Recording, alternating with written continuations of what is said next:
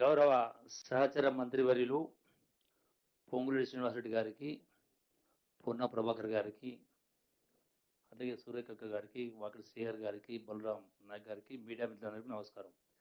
మీకు సమాచారం కావాలి కదా, హాట్ కేటీఆర్ మాట్లాడిన దాని మీద మీకు సమాచారం కావాలా, క్రిషాంక్ పెట్టిన సోషల్ మీడియా సమాచారం కావాలా. ఇప్పుడు ఎవరు ఏది మాట్లాడితే అది కరెక్ట్ అనుకుంటే అది పొరపాటు, నాలుకకు నరలేని కదా. ఒకటి, మీ ద్వారా ప్రెస్ మీట్లో వచ్చిన దానికి, నిన్న ఈరోజు వచ్చిన దానికి మీ ద్వారా ప్రజలకు వెళ్ళాలని చెప్తా ఉన్నా. భారత రాజ్యాంగం ప్రకారం చట్టసభలు, పార్లమెంటు, శాసనసభ అంటే చట్టాలు చేసేటువంటి శాసనసభలు, రెండవది న్యాయ వ్యవస్థ, మూడవది ఎగ్జిక్యూటివ్ బాడీ, కార్యనిర్వాహక వ్యవస్థ. రాజ్యాంగం ప్రకారం కార్యనిర్వాహక ఎగ్జిక్యూటివ్ బాడీ హెడ్ ఎవరు రాష్ట్రంలో? ఎగ్జిక్యూటివ్ హెడ్ ముఖ్యమంత్రి. సంబంధిత శాఖలకు మంత్రులు ఎగ్జిక్యూటివ్ హెడ్స్, వాళ్ళ కింద పనిచేసిన సెక్రటరీస్, వాళ్ళకి సపోర్టింగ్ స్టాఫ్. రైట్. ఇక్కడ ఒక అంశం చెప్తా మీకు.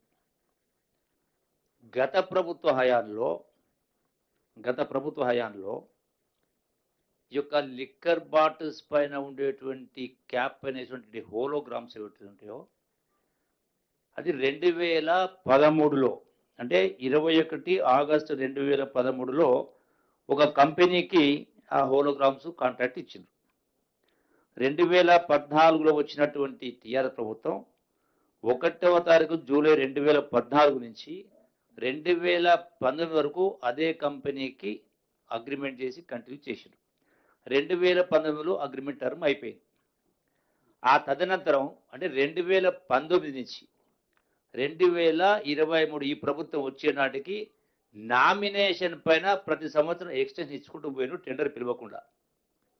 ఎప్పుడైతే నా దృష్టికి, నేను మంత్రి అయిన తర్వాత నా దృష్టికి రాగానే 2 మాసాలకే అధికారుల సమీక్షలో స్పష్టంగా చెప్పిన, నామినేషన్ ఎట్లా ఇస్తారు, అసలు వాళ్ళు ఎట్లా ఇచ్చిండ్రు, బుద్ధి ఉందా లేదా, 5 సంవత్సరాల పాటు నామినేషన్ ఇస్తారా, సంవత్సరానికి 40 కోట్ల రూపాయల కాంట్రాక్ట్, అది నామినేషన్ ఎట్లా ఇస్తారు, ఎందుకు టెండర్ పిలవలేరు.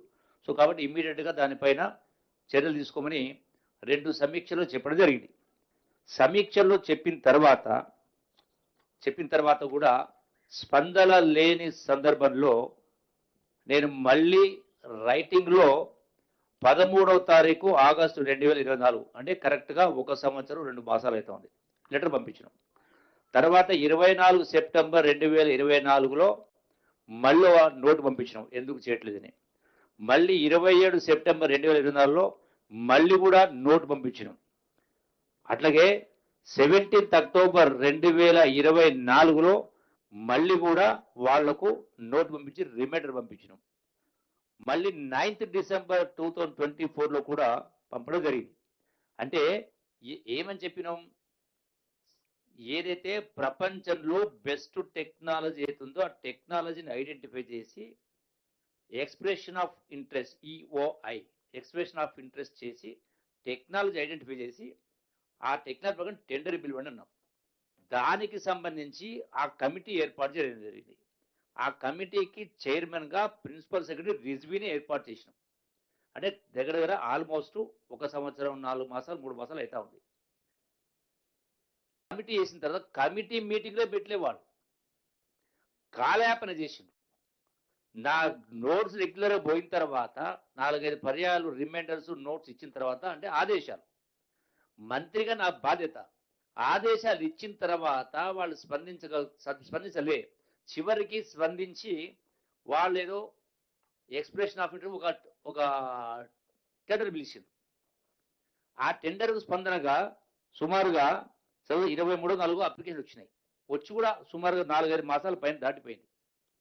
4-5 మాసాలు దాటిన తర్వాత కూడా వాళ్ళు ప్రజెంటేషన్ ఇవ్వాలా, వాళ్ళు ప్రజెంట్ టెక్నాలజీలో కంప్యూటర్ పెట్టి మా ఇది ఇదని ఇవ్వాలా. ఇప్పటి వరకు ఆ కార్యక్రమం మొదలు పెట్టలే.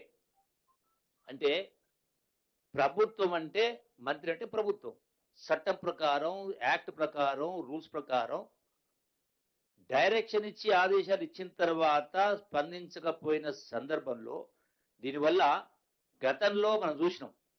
గత ప్రభుత్వ హయాల్లో ఈ ఈ యొక్క ఈ హోలోగ్రామ్స్ అనేది కరెక్టా? బోగసా? అక్కడక్కడ దొంగతనాలు చాలా దొరుకుతా ఉన్నాయి. సో, ఈ లోగోస్ కూడా అనే కింద. సో, మీరు స్పీడప్ దీనివల్ల ప్రభుత్వానికి ఆర్థికంగా నష్టం జరుగుతది.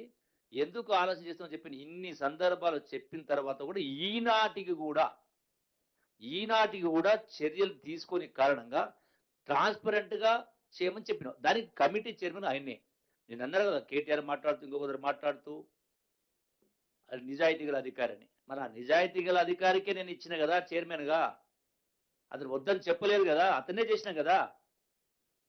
అతను చేయమంటే అతను ఫైల్ పంపించి మళ్ళీ వేరే ఫైల్ పంపిస్తే నువ్వే ఉండాలయ్యా బాబు. కమిటీ చైర్మన్ నువ్వే ఉండాలని చెప్పి అతనికి ఆ విధంగా ఇచ్చిన తర్వాత చేయలే. మరి చెయ్యని సందర్భంలో నేను మొన్న అక్టోబర్ 11 తారీఖునే చీఫ్ సెక్రటరీ గారికి నిన్న గాదు అక్టోబర్ 11న చీఫ్ సెక్రటరీ గారికి నేను లెటర్ పంపించిన. సారీ 11థ్ అక్టోబర్. 11థ్ అక్టోబర్ చీఫ్ సెక్రటరీ గారికి లెటర్ పంపించినాం. దీంతో పాటుగా ఇదొక అంశం. అంటే విధులు నిర్వర్తించకపోవడము, నిర్లక్ష్యం చేయడము, అంటే ప్రభుత్వ విధి నిర్వహణకు అడ్డంకులు కల్పించే కార్యక్రమం. దీనిలో ఇది ఇదొక అంశం. రెండవది ఇంకొక అంశం కూడా సెకండ్ ఇష్యూ కూడా ఏంటంటే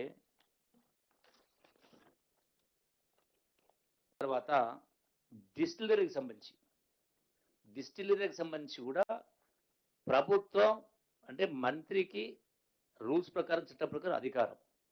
వాటికి సంబంధించి ఆ విధంగా డిస్టిలరీ ఫ్యాక్టరీ వచ్చినప్పుడు ఉద్యోగాలు వస్తాయి. తద్వారా ఆదాయం వస్తది. ఇవన్నీ కూడా జరిగినప్పుడు మరి ఎందుకు మీరు లేట్ చేస్తా ఉన్నప్పుడు ఆయన ఏం చేసిండు కేసీఆర్ గత ప్రభుత్వంలో కేసీఆర్ క్యాబినెట్‌కి పంపిండు.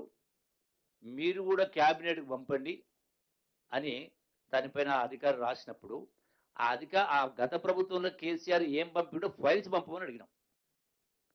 ఫైల్స్ ఏం రాసిండో ఏం పంపిండో కేసీఆర్ ఎట్లా పంపిండు మరి రూల్స్‌కు వ్యతిరేకంగా ఎట్లా పంపిండు? ఏం చేసిండు? ఎందుకు పంపాల్సి వచ్చింది?